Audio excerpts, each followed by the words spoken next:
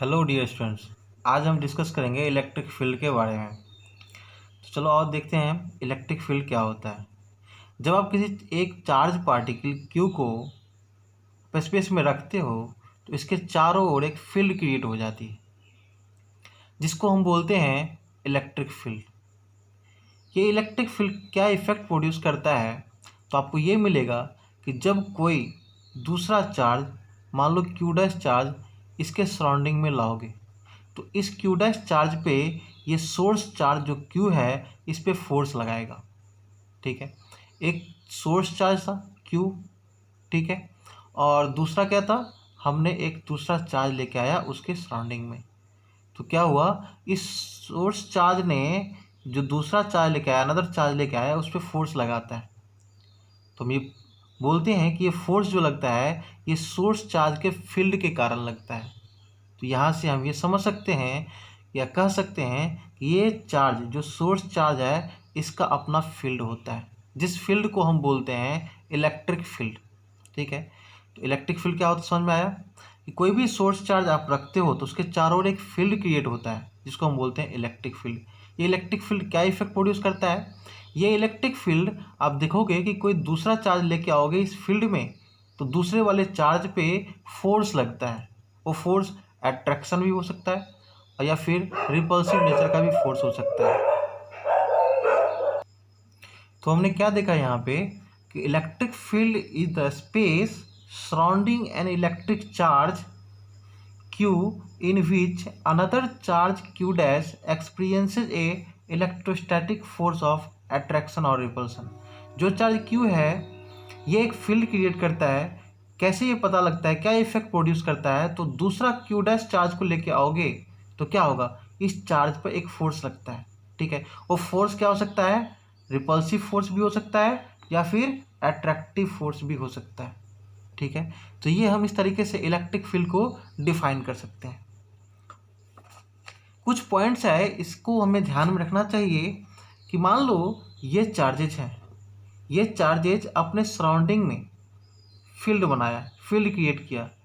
क्या ये जो फील्ड क्रिएट किया है खुद पे फोर्स लगाएगा? नहीं, ये खुद पे कभी भी फोर्स नहीं लगाता है। जो चार्ज का खुद का अपना फील्ड होता है वो खुद पे फोर्स नहीं लगाता है। ठीक है, आप इसको समझ सकते हैं कैसे कि आप इसको क्या मान लो, जो चार्ज पार्टिकल है उसको ना आप समझो कि ये शहर का डॉन है। जो शहर का डॉन है तो ये क्या करेगा, इसका फील्ड हो जाएगा, पूरे शहर में इसका फील्ड हो गया, इसका एरिया हो गया। अब क्या होगा, कोई दूसरा डॉन आता है इसके शहर में, इसके फील्ड में, तो इस पर ये फोर्स लगाता है। ठीक है, ये खुद पे फोर्स तो लगाएगा नहीं, खुद का नुकसान तो पहुंचाएगा नहीं। ठीक है, लेकिन यदि कुछ कोई दूसरा डॉन यहाँ पे आता है तो क्या होगा, यहाँ पे उसको फोर्स लगाएगा, है ना। तो कोई एक चार्ज पार्टिकल है अपने चारों ओर फील्ड क्रिएट करता है जिसको बोलते हैं इलेक्ट्रिक फील्ड। कोई दूसरा चार्ज पार्टिकल इसके फील्ड में आप रखोगे तो क्या दिखोगे, ये दूसरा चार्ज पार्टिकल आया है उस पर फोर्स लगता है। फोर्स किस तरह का लग सकता है, अट्रैक्टिव नेचर का भी फोर्स लग सकता है, रिपल्सिव नेचर का भी फोर्स लग सकता है। ठीक है, तो हम इसको बोलेंगे इलेक्ट्रिक फील्ड। कुछ यहाँ पे नोट पॉइंट्स है, उस नोट पॉइंट्स को ध्यान में रखेंगे। No charge particle experiences force due to its own electric field. ठीक है, no charge particle experiences force due to its own electric field. ठीक है, खुद पे कभी भी फोर्स नहीं लगाता है। जो खुद का चार्ज पार्टिकल है और अपना फील्ड है, उस फील्ड के कारण खुद पे कभी भी फोर्स नहीं लगता है। दूसरा पॉइंट है, ये जो फील्ड बना रहा है क्या ये फील्ड इतनी दूर होगी? नहीं, ये फील्ड इनफाइनाइट डिस्टेंस तक होगी, ये फील्ड इनफाइनाइट डिस्टेंस तक होगी। ठीक है, भले ये फील्ड धीरे धीरे कमज़ोर होता जाएगा, डिस्टेंस के साथ ये वीक होती जाएगी, बट ये फील्ड इनफाइनाइट तक होंगे। ठीक है, ये फील्ड इनफाइनाइट तक होंगे। तो क्या हमने देखा कि electric field extends up to infinity, electric field extends up to infinity.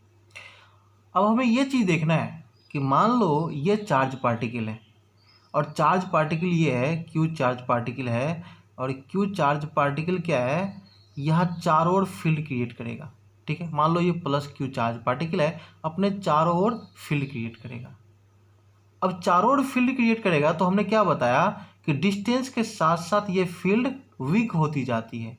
ठीक है, डिस्टेंस आप आगे बढ़ते जाओगे तो फील्ड का स्ट्रेंथ कम होता जाएगा। ठीक है, जो शहर का डाउन था उसका पावर धीरे धीरे जितने दूरी जाते होंगे उसके डिस्टेंस के साथ साथ उसकी पावर वीक होती जाएंगी। तो उसी तरीके से हम इसको क्या देखेंगे, जो चार्ज पार्टिकल प्लस क्यू है डिस्टेंस के साथ साथ उसकी इलेक्ट्रिक फील्ड इंटेंसिटी या उसके स्ट्रेंथ वीक होते जाएंगे।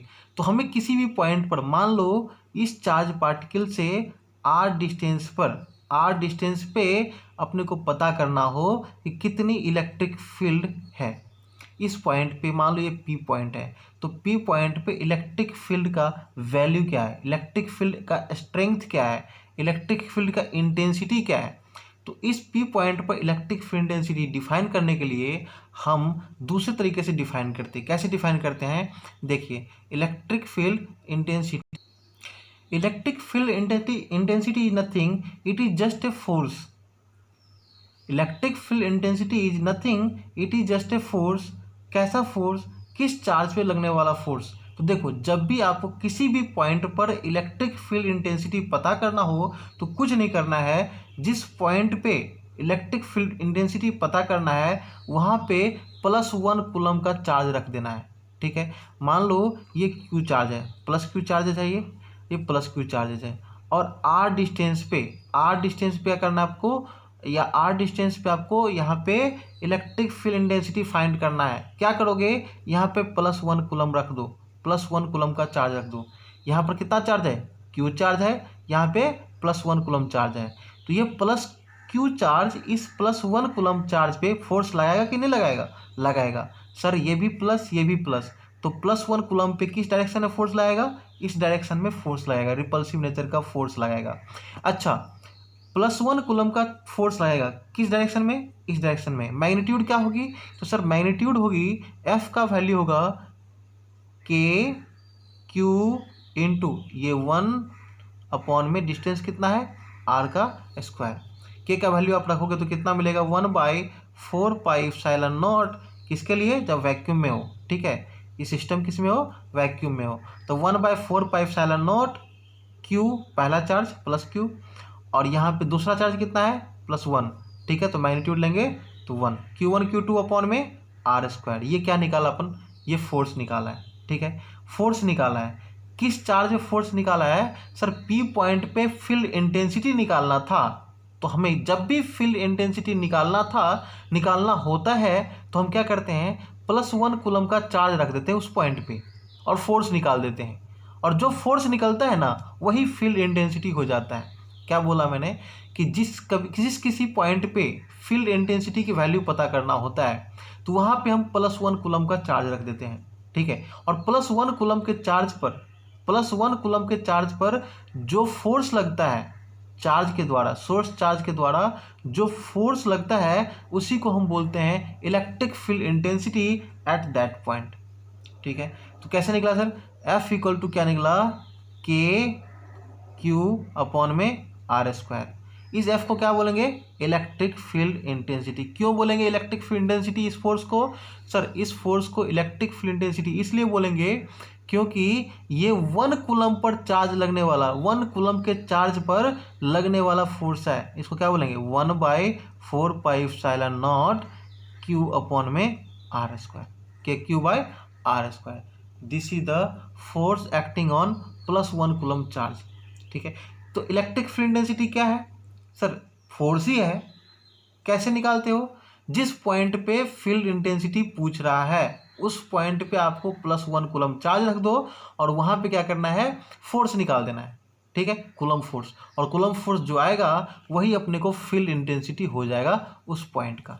ठीक है, तो फील्ड इंटेंसिटी हम निकाल लिए, क्या निकला यहाँ से, Q/4πε0 आर स्क्वायर। ठीक है, इसको डिफाइन करोगे तो कैसे होता है, देखो it is defined as force acting on unit test charge. It is defined as force acting on unit test charge. Electric field intensity कैसे डिफाइन करते हैं, force acting on unit test charge. Unit test charge पर, test charge का मतलब क्या है, आपको किसी पॉइंट पे, इस पॉइंट पे क्या करना है, फील्ड इंटेंसिटी निकालना है, तो टेस्ट कर रहे हो आप। ठीक है, तो हम इसलिए इसको टेस्ट चार्ज बोलते हैं। टेस्ट चार्ज क्या रखते हैं, हमेशा +1 कूलम चार्ज ही रखते हैं। +1 कूलम पर चार्ज पर जो फोर्स लगाएगा ये सोर्स चार्ज, तो वही फील्ड बन जाएगा इस सोर्स चार्ज का इस पॉइंट पर। तो इस पॉइंट पर इसकी फील्ड स्ट्रेंथ कितना होगा, फील्ड स्ट्रेंथ कितना होगा या फिर फील्ड इंटेंसिटी कितना होगा, सर +1 कूलम चार्ज पे फोर्स लगा दो। आ गया होगा समझ में, ठीक है। तो आगे बढ़ते हैं। इसी चीज़ को आप दूसरे तरीके से समझना होगा तो कैसे समझ सकते हैं। इलेक्ट्रिक फील्ड इंटेंसिटी को ही आप दूसरे तरीके से समझना चाहे तो कैसे समझ सकते हैं। तो देखिए यहाँ पे आप क्या करोगे, इसको क्या करोगे, मान लो ये चार्ज है, सोर्स चार्ज है ये, ठीक है। कितना चार्ज है, सोर्स चार्ज है, इस पर क्या है +q का चार्ज है मान लो, ठीक है। और इस पॉइंट पे चाहिए, इस पॉइंट पे आपको इस पॉइंट पे r डिस्टेंस पर फील्ड स्ट्रेंथ फाइंड करने को पूछ दिया कि सर इस चार्ज से r दूरी पर जाने के बाद यहाँ पर इसकी स्ट्रेंथ क्या होगी। तो बोला अभी कि यहाँ पे ये जो चार्ज पार्टिकल है यहाँ पे कुछ और, यहाँ से यहाँ दूरी पे, इस दूरी पे कुछ और इसकी फील्ड इंटेंसिटी होगी, आगे और आएंगे तो कुछ और इंटेंसिटी होगी, आगे और आएंगे तो और कुछ इंटेंसिटी होगी। तो किसी भी आर्बिट्रेरी पॉइंट, मान लो P पॉइंट पे r डिस्टेंस पे फील्ड इंटेंसिटी पूछता है तो हम क्या करते हैं, टेस्ट चार्ज लेके आते हैं, ठीक है। तो सपोज करो Q0 चार्ज लेके आया, टेस्ट चार्ज, Q0 क्या है यहाँ पे, टेस्ट चार्ज है, ठीक है। Q0 क्या है यहाँ पे, टेस्ट चार्ज है, प्लस Q0 चार्ज मान लो टेस्ट चार्ज लेके आया। डेफिनेशंस क्या बताया था कि 1 कूलम पर फोर्स लगने वाला, 1 कूलम पर जो फोर्स लगेगा उसी फोर्स को हम क्या बोलेंगे, उसी फोर्स को क्या बोलेंगे, electric field intensity. Electric field intensity is nothing, it is just a force acting on +1 coulomb charge at that point, ठीक है।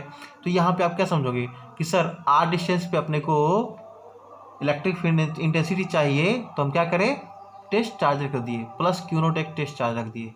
तो इस पे क्या लगेगा, एक फोर्स लगेगा, इस डायरेक्शन में एक फोर्स लगेगा, और जितना फोर्स लगेगा उसको इलेक्ट्रिक फील्ड डेंसिटी बोलेंगे नहीं, ये Q0 पर लगने वाला फोर्स है बेटा जी। Q0 पर लगने वाला फोर्स को हम नहीं बोलते electric field intensity, +1 coulomb per लगने वाला फोर्स को बोलते हैं इलेक्ट्रिक फील्ड इंटेंसिटी। तो सपोज करो Q0 पर कितना फोर्स लग रहा है, F लग रहा है। क्या देखा कि Q0 चार्ज पे कितना फोर्स लग रहा है, F फोर्स लग रहा है। तो क्या इसको इलेक्ट्रिक फील्ड इंटेंसिटी बोलोगे क्या, नहीं। 1 कूलम चार्ज पे कितना फोर्स लगेगा, तो सर F अपॉन में Q0 चार्ज, F अपॉन में Q0 फोर्स लगेगा। Q0 चार्ज पे कितना लग रहा था फोर्स, F फोर्स लग रहा था, तो 1 कूलम चार्ज पे कितना फोर्स लगेगा, F अपॉन में Q0 फोर्स लगेगा, F अपॉन में Q0 फोर्स लगेगा। और 1 कूलम चार्ज पे जो फोर्स लगता है इसी को क्या बोलेंगे, इलेक्ट्रिक फील्ड इंटेंसिटी। तो यहाँ से इलेक्ट्रिक फील्ड इंटेंसिटी का फॉर्मूला क्या बन के आया, इलेक्ट्रिक फील्ड इंटेंसिटी का फॉर्मूला बन के आया F अपॉन में Q0। वेक्टर फॉर्म में लिखोगे तो वेक्टर लगा दो, क्या निकल के आया, electrical field intensity equal to force upon में Q0। कभी फोर्स का वैल्यू पूछ दिया तो कैसे निकालोगे, यहाँ से F इक्वल टू, इसको मल्टीप्लाई कर दो इधर, Q0 इंटू ई, ठीक है। ये भी हम इसको लिख सकते हैं, F equal to Q0 into E लिख सकते हैं, ठीक है। मल्टीप्लाई कर दिया, आ गया। तो हम इस तरीके से इलेक्ट्रिक फील्ड इंटेंसिटी को समझ सकते हैं। इलेक्ट्रिक फील्ड इंटेंसिटी क्या होता है, फिर से बोल रहा हूँ, +1 कूलम चार्ज पे फोर्स लगा दो, जिस पॉइंट पे निकालना है। जब किसी भी पॉइंट पे इलेक्ट्रिक फील्ड इंटेंसिटी निकालना होता है तो उस पॉइंट पे आपको क्या रखना है, +1 कूलम का चार्ज रख दो, और +1 कूलम चार्ज पे फोर्स निकालो, कूलम फोर्स, और जो कूलम फोर्स निकल के आएगा वही इलेक्ट्रिक फील्ड इंटेंसिटी उस पॉइंट पर बन जाएगा।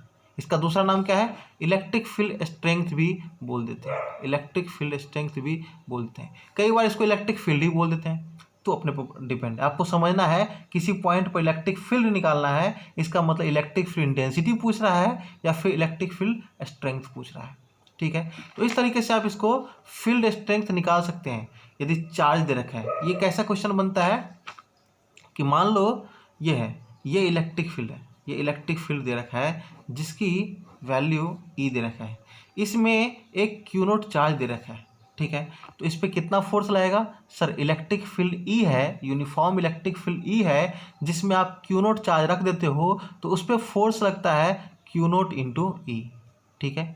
वेक्टर फॉर्म में ले जाओगे इस तरह से, ठीक है। तो इलेक्ट्रिक फील्ड स्ट्रेंथ इस तरीके से फाइंड कर सकते हैं। यदि फील्ड पता हो, चार्ज पता हो, तो हम फोर्स भी फाइंड कर सकते हैं। कैसे? Force equal to q naught into electric field का वैल्यू रख दो, ठीक है। इस तरीके से आप इसको फाइंड कर सकते हैं। डायरेक्शन ऑफ इलेक्ट्रिक फील्ड कैसे पता करेंगे? तो देखो, डायरेक्शन ऑफ इलेक्ट्रिक फील्ड अलग से नहीं निकालते हैं। जो फोर्स की डायरेक्शन होता है ना, जो फोर्स की डायरेक्शन होता है वही इलेक्ट्रिक फील्ड का डायरेक्शन होता है। आप इसको लिख सकते हो कैसे कि ई वेक्टर ई मतलब electric field density is along the direction in which the test charge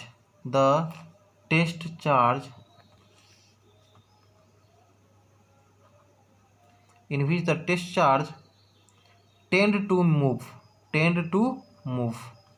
ठीक है, tend to move। क्या मतलब है? मान लो यहाँ पे ना, यहाँ पे एक चार्ज, सोर्स चार्ज है, ये सोर्स चार्ज है, ये सोर्स चार्ज है, ठीक है। अब क्या हो, इस पॉइंट पे निकालना है इलेक्ट्रिक फील्ड। तो यहाँ पर क्या रखोगे? यहाँ पे क्या रखोगे? टेस्ट चार्ज रखते हो, मान लो क्यू नोट चार्ज रखोगे। ये भी प्लस चार्ज है, ये भी प्लस चार्ज है। तो बताओ ये प्लस क्यू नोट पे फोर्स किधर लाएगा? इधर की ओर फोर्स लाएगा। तो प्लस क्यू नोट पे इधर की ओर फोर्स लाएगा, इसका मतलब डायरेक्शन क्या है इलेक्ट्रिक फील्ड का? इधर की ओर, ठीक है। ये चार्ज किधर की ओर मूव करेगा? फोर्स इधर, तो इधर ही मूव करेगा। इसका मतलब टेंडिंग क्या होगा इस चार्ज का मूव करने का? इस डायरेक्शन में होगा। तो इलेक्ट्रिक फील्ड का डायरेक्शन भी इस डायरेक्शन में ही हो जाएगा, ठीक है। मान लो यहाँ प्लस क्यू चार्ज नहीं है, सोर्स चार्ज क्या है यहाँ पे? माइनस क्यू चार्ज है, ठीक है। और टेस्ट चार्ज क्या करते हैं? हमेशा टेस्ट चार्ज प्लस चार्ज लेते हैं, ठीक है। तो मान लो प्लस क्यू नोट चार्ज यहाँ पे, ठीक है, प्लस क्यू नोट चार्ज यहाँ पे है, ठीक है। और माइनस क्यू चार्ज ये इस बार सोर्स चार्ज है, सोर्स चार्ज ये है, ठीक है। और टेस्ट चार्ज तो अपने को पता है क्या है, अपने को टेस्ट चार्ज ये है। तो टेस्ट चार्ज पर सर इस बार फोर्स कैसा लाएगा? तो देखो ये माइनस क्यू चार्ज है, अपने तरफ इसको बुलाएगा, मतलब इस डायरेक्शन में फोर्स लगाएगा। तो इलेक्ट्रिक फील्ड का डायरेक्शन क्या होगा? इस डायरेक्शन में हो जाएगा। तो यहाँ से इलेक्ट्रिक फील्ड लाइन्स हम पढ़ेंगे, उस टाइम देखेंगे क्या देखेंगे कि मान लो कोई प्लस चार्ज है, तो प्लस चार्ज है तो उस पर इलेक्ट्रिक फील्ड क्या होगा? बाहर की तरफ होगा, ठीक है। देखो यहाँ पे प्लस चार्ज है तो इलेक्ट्रिक फील्ड बाहर की तरफ है, तो इलेक्ट्रिक फील्ड बाहर की तरफ होगा, ठीक है, बाहर की तरफ होगा। ये हम आगे देखेंगे, इलेक्ट्रिक फील्ड लाइन्स पढ़ेंगे तब। और जहाँ पे माइनस चार्ज है, माइनस चार्ज इस केस में ये माइनस चार्ज है, तो माइनस चार्ज की तरफ ही एरो है, इसका मतलब चार्ज की तरफ ही फील्ड का डायरेक्शन है, ठीक है। आप इस तरीके से इसको इलेक्ट्रिक फील्ड लाइन्स में देखोगे। क्यों ऐसा हो रहा है समझ में आ गया? क्योंकि यहाँ पर निगेटिव चार्ज है और किसी भी पॉइंट पे फील्ड इंटेंसिटी पता करना होता है तो हम क्या करते हैं, वहाँ पे टेस्ट चार्ज रख देते हैं। टेस्ट चार्ज क्या रखा? प्लस चार्ज रखते हैं। टेस्ट चार्ज ऑलवेज पॉजिटिव होता है। तो प्लस चार्ज पे इस बार फोर्स कैसा लाएगा? अंदर की तरफ। ये माइनस क्यू अपने तरफ बुलाएगा, मतलब इस डायरेक्शन में फोर्स लाएगा। और जो डायरेक्शन होगा फोर्स का वही अपने को क्या मिलेगा? इलेक्ट्रिक फील्ड का भी डायरेक्शन मिलेगा, इलेक्ट्रिक फील्ड का भी डायरेक्शन मिलेगा, ठीक है। इस तरीके से आप इसको समझ सकते हैं, ठीक है। अब है क्या? Electric field intensity due to a point charge in vector form. Vector form में कैसे हम इसको लिखेंगे? तो सिंपल सा है, वेक्टर कैसे हम वेक्टर फॉर्म में कैसे लिखते हैं किसी भी क्वांटिटी को? तो आप ये जानते हैं कि मान लो इलेक्ट्रिक फील्ड का वैल्यू लिखना होगा वेक्टर फॉर्म में, तो क्या होगा सर? के क्यू अपॉन में आर स्क्वायर होता है, ठीक है, के क्यू बाय आर स्क्वायर होता है। तो के क्यू बाय आर स्क्वायर यहाँ पे होता है, लेकिन इस बार क्या करना है हमें यहाँ पर यूनिट वेक्टर लगा देना है, ठीक है, क्योंकि ये तो मैग्नीट्यूड हो गया, ये क्या है? ये मैग्नीट्यूड है। तो मैग्नीट्यूड के साथ डायरेक्शन भी तो चाहिए। डायरेक्शन क्या देखा अभी? डायरेक्शन हमने देखा इलेक्ट्रिक फील्ड में, डायरेक्शन देखा कि आर के अलोंग ही होता है। क्या देखा आपने? आर के अलोंग ही होता है। देखो ये है ना, यही तो आर था, ये आर था ना, तो आर के अलोंग ही डायरेक्शन होता है। यहाँ भी क्या है? यही आर है, इसी आर के अलोंग डायरेक्शन होता है, ठीक है। तो इलेक्ट्रिक फील्ड का वेक्टर फॉर्म में कैसे लिख सकते हैं सर? मैग्नीट्यूड के क्यू बाय आर स्क्वायर, और वहाँ पे एक यूनिट वेक्टर लगाएंगे, जैसे हमने फर्स्ट में भी देखा था कि यहाँ पे यूनिट वेक्टर लगाते हैं जो डायरेक्शन को रिप्रेजेंट करता है, ठीक है। तो आर कैप हमने यहाँ पे लगा दिया। इसको के का वैल्यू रखोगे तो क्या बन के आएगा? 1/4πε0 क्यू अपॉन में आर स्क्वायर और आर कैप, ठीक है। यदि मीडियम होगा तो मीडियम में यदि सिस्टम होंगे तो यहाँ पर इप्सिलॉन नॉट के बदले क्या लगाएंगे, इप्सिलॉन नॉट के बदले इप्सिलॉन एम लगाएंगे। ठीक है, तो इस तरीके से हम इलेक्ट्रिक फील्ड डेंसिटी का वेक्टर फॉर्म में रिप्रेजेंटेशन लिख सकते हैं। यहाँ पे आर कैफ लगाएंगे। आर कैफ का वैल्यू पता है आप लोगों को, आर कैफ का वैल्यू होता है आर वेक्टर अपॉन में आर वेक्टर का मैग्नीट्यूड, है ना। तो इसको आप इसको आगे लिखोगे तो क्या निकल के आएगा, 1/4 इप्सिलॉन नॉट क्यू अपॉन में आर स्क्वायर, और यहाँ पे आर वेक्टर अपॉन में आर। ठीक है, इसको सोल्व करोगे क्या निकलेगा, 1/4 epsilon not Q R vector upon में आर स्क्वायर, और आर क्या बन गया यहाँ पे, आर क्यू बन जाएगा। ये भी मैग्नीट्यूड ही है, ये भी मैग्नीट्यूड, आर स्क्वायर मैग्नीट्यूड, यहाँ पे पावर 1 है और यहाँ पे पावर 2 है, तो क्या बन जाएगा यहाँ पे आर क्यूब बन जाएगा। तो वेक्टर फॉर्म में क्या निकल के आया कि इलेक्ट्रिक फील्ड इंटेंसिटी का वेक्टर फॉर्म में फॉर्मूला बन के, एक्सप्रेशन बन के निकल के आया 1/4 इप्सिलॉन नॉट क्यू अपॉन में आर क्यूब, और यहाँ पे आर वेक्टर। ठीक है, ओके। तो अब देखते हैं properties of electric field intensity. ठीक है, क्या है इलेक्ट्रिक फील्ड इंटेंसिटी का प्रॉपर्टीज, तो कुछ प्रॉपर्टीज है, आइए उसको हम स्टडी करते हैं। तो सबसे पहला प्रॉपर्टीज है कि जो इलेक्ट्रिक फील्ड इंटेंसिटी है वो वेक्टर क्वांटिटी है। ठीक है, अभी बताया आपको कि इलेक्ट्रिक फील्ड इंटेंसिटी जो है वो वेक्टर क्वांटिटी है। कैसे, आपने देखा कि electric field intensity equal to होता है एफ अपॉन में क्यू नोट, एफ अपॉन में क्यू नोट। तो यहाँ पर देखो फोर्स वेक्टर क्वांटिटी है, तो वेक्टर अपॉन में स्केलर एक वेक्टर होता है, तो यहाँ से हम बोल सकते हैं कि electric field is a scalar quantity, sorry electric field is a vector quantity. ठीक है, इलेक्ट्रिक फील्ड डेंसिटी क्या है, वेक्टर क्वांटिटी है। ठीक है, इसकी डायरेक्शंस क्या होगी, तो डायरेक्शंस वही डायरेक्शंस होगा जो फोर्स का डायरेक्शन होगा। ठीक है, जो चार्ज पार्टिकल है, जो टेस्ट चार्ज है, टेस्ट चार्ज पर जो फोर्स का डायरेक्शंस होंगे, देखो टेस्ट चार्ज है, टेस्ट चार्ज पे जो फोर्स का डायरेक्शन होंगे वही इलेक्ट्रिक फील्ड इंटेंसिटी का डायरेक्शंस होगा। ठीक है, टेस्ट चार्ज जो फोर्स एक्सपीरियंस करेगा, टेस्ट चार्ज जो फोर्स एक्सपीरियंस करेगा और उसका जो डायरेक्शंस होंगे वही डायरेक्शंस इलेक्ट्रिक फील्ड इंटेंसिटी का डायरेक्शंस होंगे। सेकेंड पॉइंट क्या है, electric field due to positive charge is always away from it while due to negative charge it is always towards it. अभी बताया आपको कि मान लो ये एक पॉजिटिव चार्ज है, तो इसमें क्या बताया कि इलेक्ट्रिक फील्ड इंटेंसिटी का डायरेक्शन अवे फ्रॉम चार्जेस था, बाहर की ओर। ठीक है, बाहर की ओर डायरेक्शंस था। ठीक है, जबकि निगेटिव चार्ज है, निगेटिव चार्ज है तो उसके लिए क्या था, निगेटिव चार्ज के लिए देखा कि मान लो माइनस चार्ज है, तो माइनस चार्ज में डायरेक्शन क्या था, इस तरीके से डायरेक्शन था। ठीक है, इस तरीके से डायरेक्शन था टुवार्ड्स द चार्जेज, चार्जेस के टुवार्ड्स डायरेक्शंस। तो यहाँ से हम देखें कि electric field due to positive charge is always away from it, charges से अवे जाने की कोशिश करता है, और जो निगेटिव चार्ज होता है उसके टुवार्ड्स फोर्स की डायरेक्शंस होती है या फिर इलेक्ट्रिक फील्ड की डायरेक्शंस होती है। ठीक है, अब इसकी ऐसा यूनिट निकालोगे तो यूनिट निकालना बहुत आसान है।